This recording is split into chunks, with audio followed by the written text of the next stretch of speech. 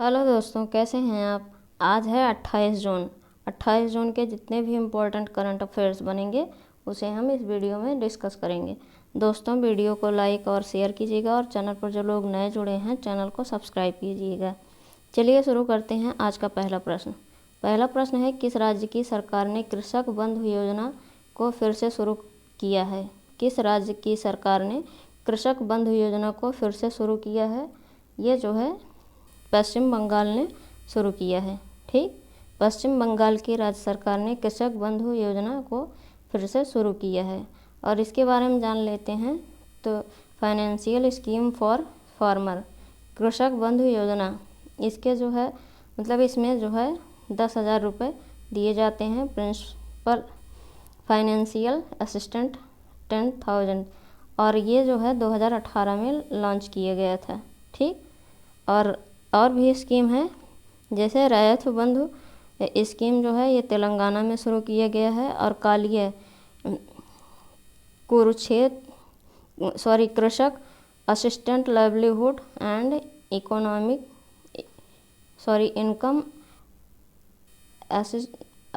एग्रीमेंटेशन scheme जो है ये उड़ीसा में शुरू किया गया है और जो है to doubling farmer income by 2022 में शुरू होगा। ठीक, अब पश्चिम बंगाल की बात हुई है तो इसको जो है मैप में देख लेते हैं। यह है पश्चिम बंगाल, ये उड़ीसा, झारखंड, बिहार, सिक्किम और असम के साथ सीमा बनाता है और 3 देशों के साथ सीमा बनाता है, ये बांग्लादेश, भूटान और नेपाल के साथ। ठीक, अब पश्चिम बंगाल की बेसिक डिटेल भी देख लेते हैं।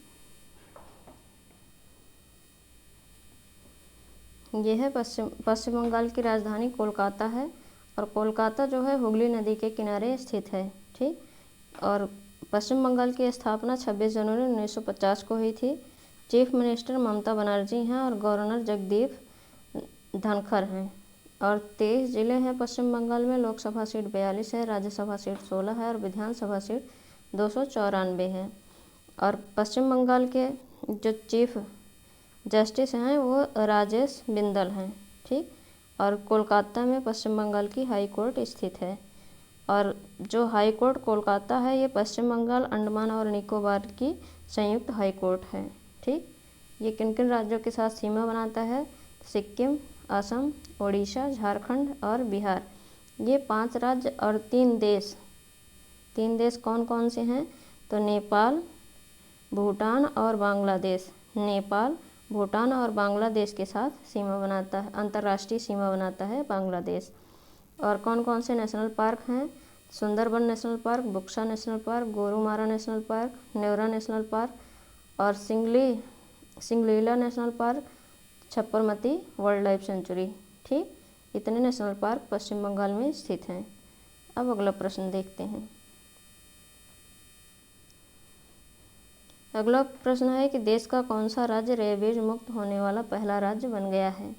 देश का पहला राज्य कौन सा है जो रेबीज मुक्त होने वाला पहला राज्य बन गया है तो ये जो है गोवा है।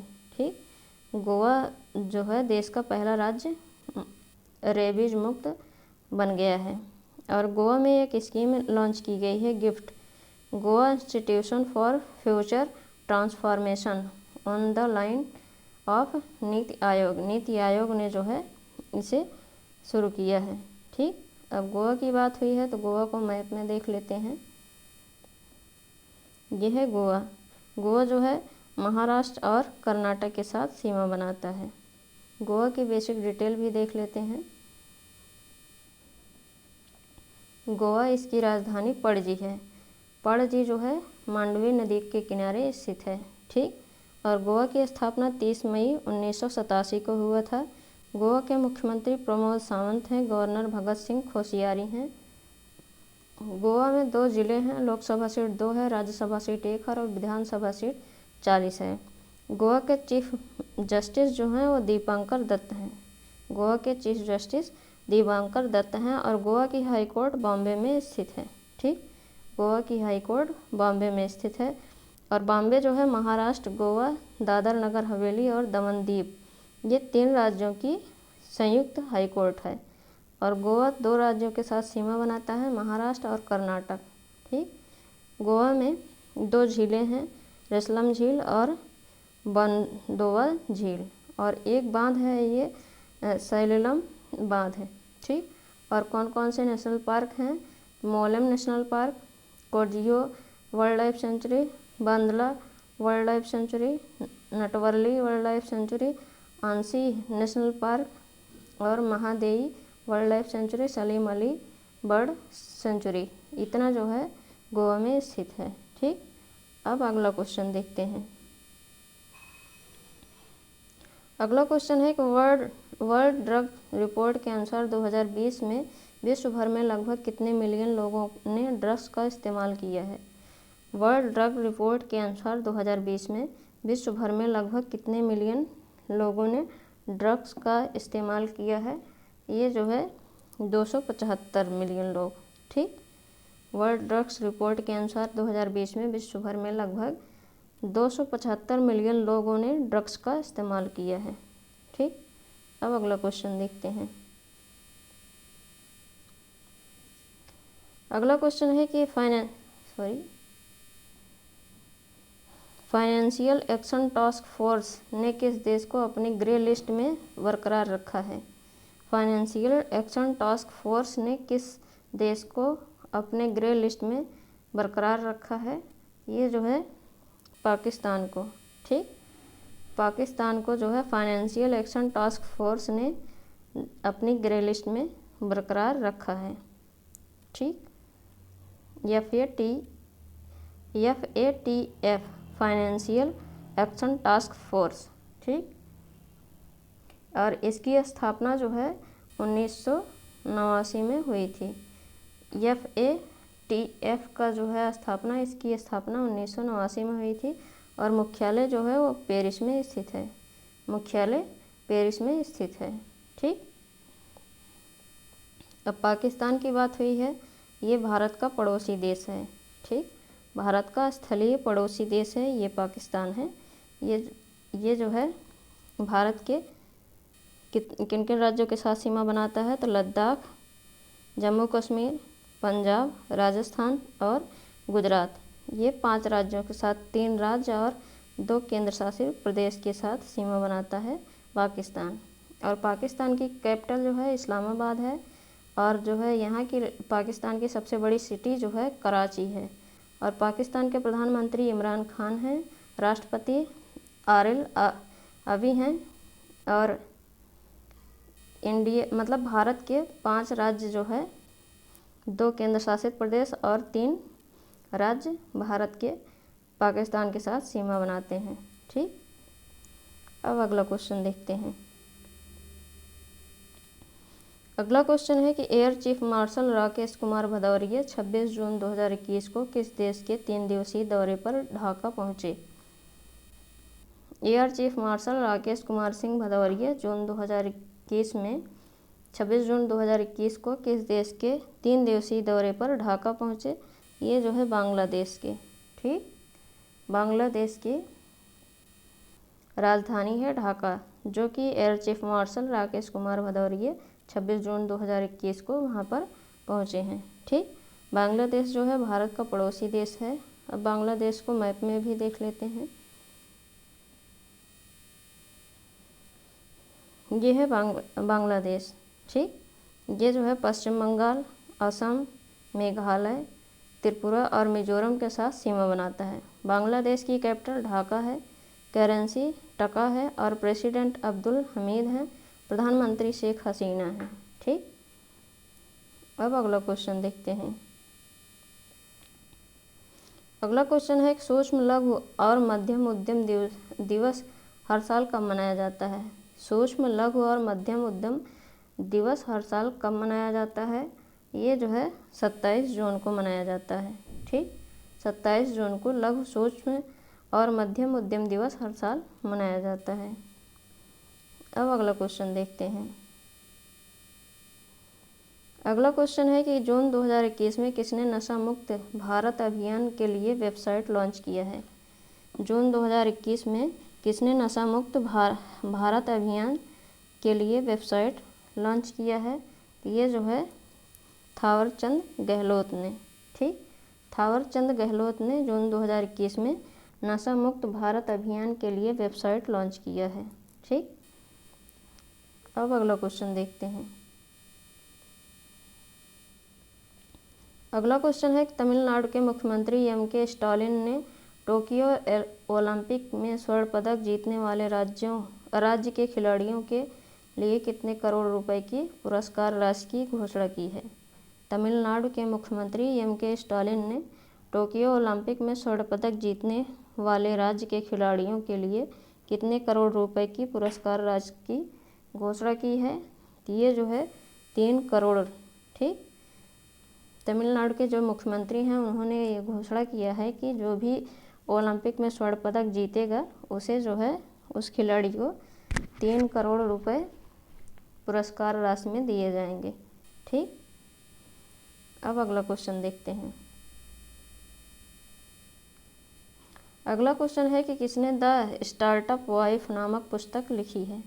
किसने द स्टार्टअप वाइफ नामक पुस्तक लिखी है? ये जो है तहमीमा अमन ने। ठीक, तहमीमा अमन ने द स्टार्टअप ऑफ वाइफ नामक पुस्तक लिखी है। ठीक, अब अगला क्वेश्चन देखते हैं। अगला क्वेश्चन है कि 9वें एशियाई मंत्रिस्तरीय ऊर्जा गोलमेज सम्मेलन की मेजबानी कौन करेगा? 9वें एशियाई मंत्री स्तरीय ऊर्जा गोलमेज सम्मेलन की मेजबानी कौन करेगा? ये जो है इसको भारत करेगा। ठीक, और ये जो है 9वां संस्करण है। अब की बार 9वां संस्करण है। एशियाई मंत्रिस्तरीय ऊर्जा गोलमेज सम्मेलन की मेजबानी भारत करेगा। ठीक, अब अगला क्वेश्चन देखते हैं। अगला क्वेश्चन है संयुक्त राष्ट्र द्वारा हर साल किस तिथि को अंतर्राष्ट्रीय सूक्ष्म लघु और उद्यम मध्यम दिवस मनाया जाता है? ये 27 जून को मनाया जाता है। इस साल यूएन और उसके सहयोगियों ने वैश्विक अर्थव्यवस्था को मजबूत बनाने में एमएसएमई के रोल को केंद्र में रखते हुए इस दिन को मनाने का आह्वान किया है। ठीक, अब अगला क्वेश्चन देखते हैं। अगला क्वेश्चन है कि हाल ही में किस देश में नेसेर रामला होमो नामक मानव प्रजाति के अवशेष खोजे गए हैं?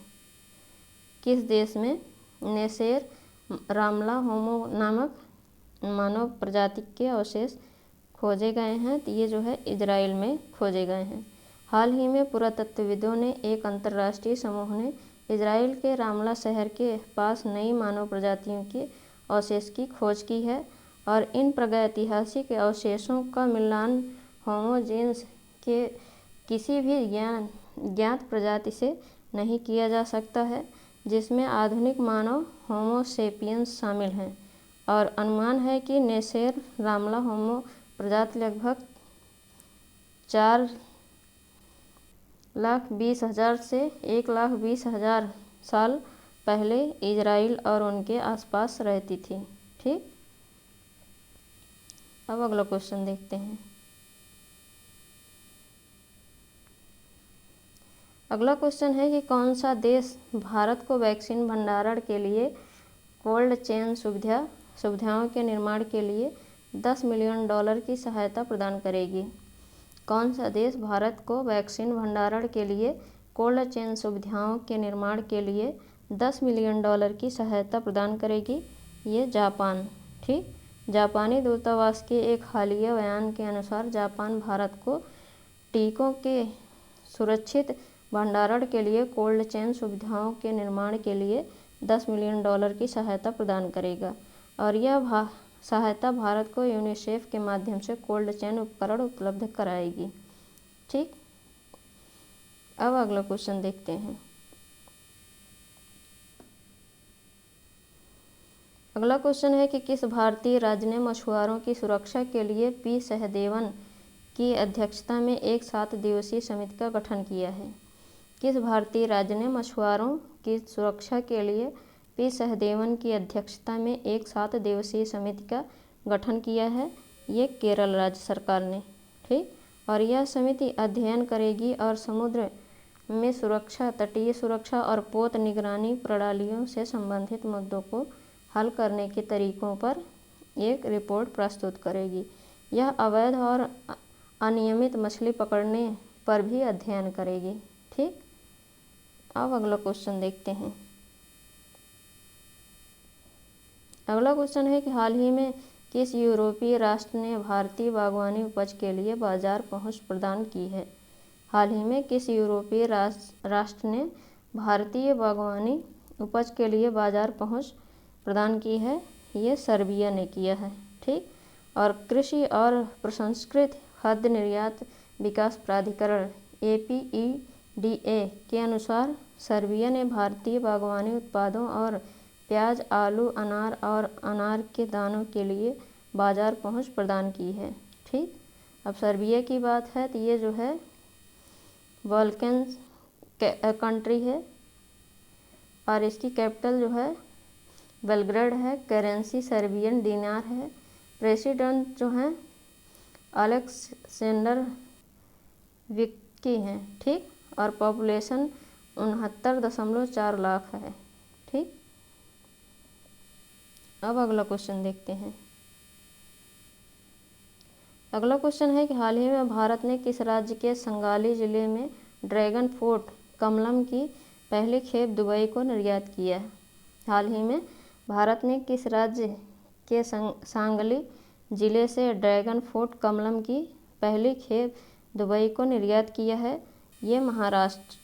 ठीक, महाराष्ट्र के सांगली जिले से ड्रैगन फ्रूट कमलम की पहली खेप दुबई के लिए निर्यात किया गया है। ये ड्रैगन फ्रूट है। ठीक, वर्तमान में ड्रैगन फ्रूट कर्नाटक, केरल, महाराष्ट्र, गुजरात समेत कई राज्यों में उगाया जाता है। यह फल विभिन्न विटामिनों और खनिजों से भरपूर है और इसमें ऑक्सीकरण रोधी तत्व होते हैं। इस मंत्रालय के अनुसार ड्रैगन फ्रूट की खेप निर्यात के लिए महाराष्ट्र के सांगली जिले के ताड़ासर गांव के किसानों से मंगाई गई थी। ठीक, अब अगला प्रश्न देखते हैं। अगला क्वेश्चन है कि bank for international settlement BIS के नवीनतम आंकड़ों के अनुसार भारत का बैंक क्रेडिट टू GDP अनुपात 2020 में कितने प्रतिशत बढ़ गया है? बैंक फॉर इंटरनेशनल सेटलमेंट्स के नवीनतम आंकड़ों के अनुसार भारत का बैंक क्रेडिट टू GDP अनुपात 2020 में कितने प्रतिशत बढ़ गया है? तो ये 56%। ठीक, देश में बैंक ऋण वृद्धि दर बेशक 2020-21 में 5.56% और 59 साल के सबसे निचले स्तर तक गिर गई है, लेकिन 2020 में बैंक ऋण का स्तर सकल घरेलू उत्पाद GDP के 56% पर पहुंच गया है। यह 5 साल का उच्चतम बैंक कर्ज अनुपात है। ठीक, अब अगला क्वेश्चन देखते हैं। अगला क्वेश्चन है कि स्मार्ट सिटी पुरस्कार 2020 में किस शहर ने अपने समग्र विकास के लिए संयुक्त रूप से पहला पुरस्कार जीता है? स्मार्ट सिटी पुरस्कार 2020 में किस शहर ने अपने समग्र विकास के लिए संयुक्त रूप से पहला पुरस्कार जीता है? ये जो है इंदौर मध्य प्रदेश है। ठीक, इंदौर मध्य प्रदेश जो है सबसे स्मार्ट सिटी है। इसने जो है 2020 का स्मार्ट सिटी पुरस्कार पहले स्थान पर जीता है। और विभिन्न श्रेणियों के तहत जीतने वाले स्मार्ट शहरों की सूची नीचे है। सामाजिक पहलू, तिरुपति नगर निगम स्कूलों के लिए स्वास्थ्य बेंचमार्क और भुवनेश्वर सामाजिक रूप से स्मार्ट भुवनेश्वर और तुमकुर डिजिटल लाइब्रेरी समाधान। ठीक, अब इसके बारे में हम डिटेल में देख लेते हैं।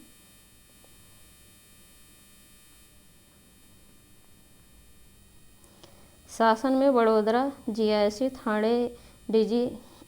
थाणे, भुवनेश्वर MEF के लिए और संस्कृति में इंदौर विरासत का संरक्षण, Chandigarh capital complex heritage project और ग्वालियर जो है डिजिटल संग्रहालय में, और स्वच्छता के लिए तिरुपति बायोरेमेडिएशन और बायो माइनिंग, और इंदौर जो है नगर अपशिष्ट प्रबंधन प्रणाली में, और सूरत जो है उपचारित अपशिष्ट जल के माध्यम से संरक्षण।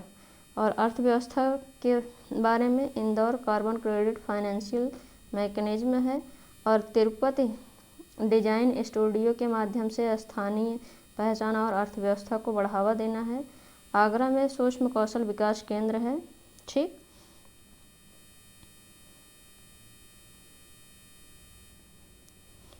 और शहरी पर्यावरण में भोपाल स्वच्छ ऊर्जा, चेन्नई जल निकायों की बहाली, तिरुपति अक्षय ऊर्जा उत्पादन में, और निर्मित पर्यावरण में इंदौर 56 दुकान और सूरत कैनाल कॉरिडोर, और इनोवेटिव आइडिया अवार्ड्स में Indore carbon credit financing mechanism और चंडीगढ़ केंद्र शासित प्रदेशों के लिए।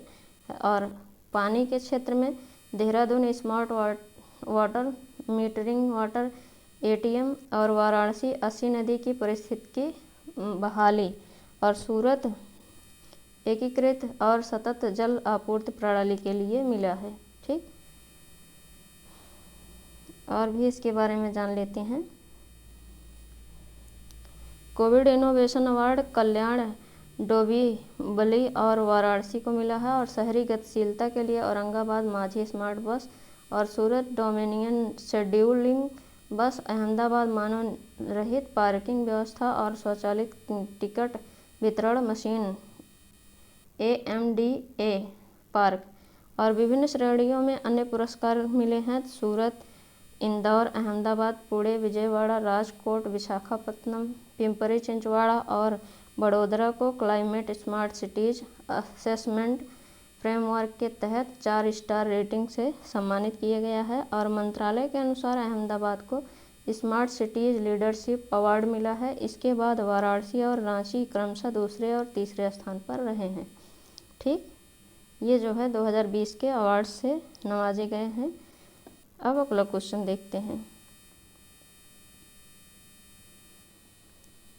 अगला क्वेश्चन है कि हाल ही में किस बीमा कंपनी ने eGPS नामक एक केंद्रीकृत वेब आधारित वर्कफ्लो आधारित IT प्लेटफॉर्म लॉन्च किया है? किस बीमा कंपनी ने ePGS नामक एक केंद्रीकृत वेब आधारित वर्कफ्लो आधारित IT प्लेटफॉर्म लॉन्च किया है? ये जो है भारतीय जीवन बीमा निगम ने। ठीक, जीवन बीमा निगम ने ePGS नामक एकीकृत वेब आधारित वर्कफ्लो आधारित IT प्लेटफॉर्म लॉन्च किया है, और इस पोर्टल पर कॉरपोरेट ग्राहक अपना डेटा देख सकेंगे, कार्रवाई योग्य प्रक्रियाएं शुरू कर सकेंगे और दावों को दर्ज और ट्रैक कर सकेंगे। LIC के अध्यक्ष MR कुमार हैं। LIC का मुख्यालय मुंबई में स्थित है और इसकी स्थापना 1 सितंबर 1956 को हुई थी। और LIC का फुल फॉर्म है life insurance corporation of India. ठीक, LIC का full form life insurance corporation of India है। ठीक, अब अगला क्वेश्चन देखते हैं। अगला क्वेश्चन है कि इट्स अ वंडरफुल लाइफ नामक पुस्तक किसने लिखी है?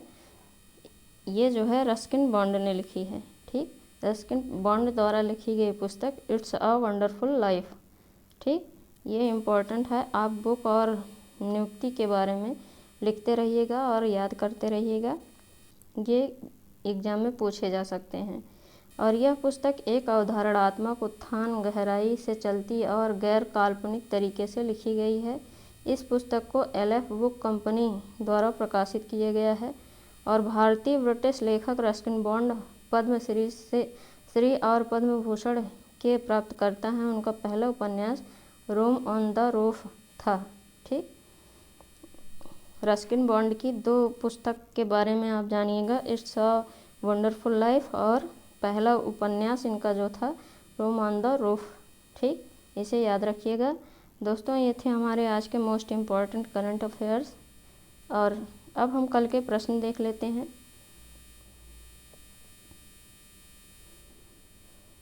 पहला प्रश्न है, किस बैंक ने एक नया स्वास्थ्य सेवा व्यवसाय ऋण आरोग्यम लॉन्च किया है? नया स्वास्थ्य, ये स्टेट बैंक ऑफ इंडिया ने लॉन्च किया है। दूसरा क्वेश्चन है, किस राज्य की सरकार अपराजिता पोर्टल लॉन्च करेगी? ये केरल लॉन्च करेगी। तीसरा क्वेश्चन है, भारत का लक्ष्य किस वर्ष तक टीबी का उन्मूलन करना है? ये 2025 तक है। ठीक। चौथा क्वेश्चन है चंद्रमौली को किस देश में भारत के अगले राजदूत के रूप में नियुक्त किया गया है? ये जिबूती के। और पांचवा क्वेश्चन है निकोल पाशिन्यान को किस देश के प्रधानमंत्री के रूप में नियुक्त किया गया है? ये आर्मेनिया के नियुक्त किया गया है। छठा क्वेश्चन है इट्स अ वंडरफुल लाइफ नामक पुस्तक किसने लिखी है? ये रस्किन बॉन्ड ने लिखी है। ठीक दोस्तों, ये थे हमारे कल के क्वेश्चन। अब आज के क्वेश्चन देख लेते हैं, जिनके आंसर आपको कमेंट बॉक्स में कमेंट करके बताने हैं। पहला क्वेश्चन है अंतर्राष्ट्रीय श्रम संगठन की स्थापना किस वर्ष हुई थी? दूसरा क्वेश्चन है जून 2021 में ओडिशा ने स्वयं सहायता समूहों के माध्यम से महिलाओं को सशक्त बनाने समर्थन करने के लिए निम्नलिखित में से किसके साथ हाथ मिलाया है? तीसरा क्वेश्चन है भारत सरकार, मिजोरम सरकार और किसने $32 मिलियन की मिजोरम स्वास्थ्य प्रणाली सुदृढ़ीकरण परियोजना पर हस्ताक्षर किए हैं? चौथा क्वेश्चन है पहली बार कर्नाटक सरकार द्वारा किस शहर में एक अनूठा पशु वॉर रूम स्थापित किया गया है? पांचवा क्वेश्चन है किसने i.e-द्वार पोर्टल लॉन्च किया है? छठा क्वेश्चन है नशीली दवाओं के दुरुपयोग और अवैध तस्करी के खिलाफ अंतर्राष्ट्रीय दिवस कब मनाया जाता है? दोस्तों, ये थे हमारे आज के मोस्ट इम्पॉर्टेंट करंट अफेयर्स और क्वेश्चन। इनके आंसर आप कमेंट बॉक्स में कमेंट करके बताइएगा और ये भी बताइएगा कि आपको ये वीडियो कैसा लगा। दोस्तों, वीडियो को लाइक और शेयर कीजिएगा और चैनल पर जो लोग नए जुड़े हैं चैनल को सब्सक्राइब कीजिएगा। Thank you.